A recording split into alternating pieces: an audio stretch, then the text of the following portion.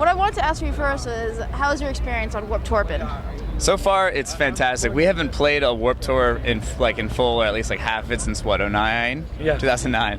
So we've kind of been off of it for 3 years, and within those 3 years, we've kind of seen slightly like, if not evolving, but kind of morphing into more of a pop punk kind of Warped Tour, at least like splitting it. It was real metal for a while, and so we were so excited when we got to be able to play this one because some of our favorite bands are on it, and just to like... It's also been the busiest year, the most amount of press, the most amount of fans and signings. I mean, It's a really good year to do it. It's awesome, man. We're so stoked. Now I see the Blink shirt over there. What are you influenced by Blink's music? What other bands do you consider are your main influences? I mean, Blink was the reason we started a band. I think a big thing, we were a fan of all their records, but when they put out the live record, Mark, Tom, and Travis Show, it kind of came to us like, oh, you can kind of have fun on stage while still being a successful band. And so we've kind of always taken that with us, and we show, Jack and Alex, their personalities just show on stage, and it's great.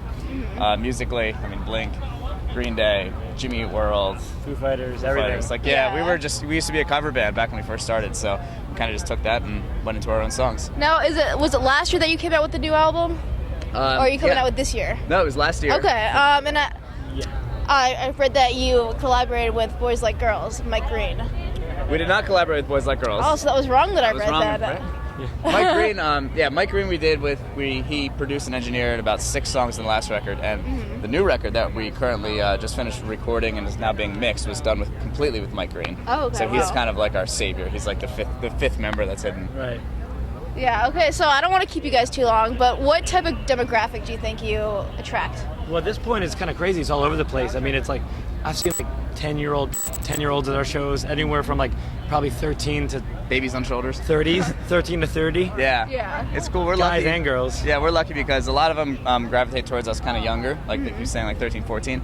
But when they go off to college, they still love us. Like, so our fan base is continually growing while new ones kind of like take up the under. It's great. It's really whoever likes to have a good time. Yep.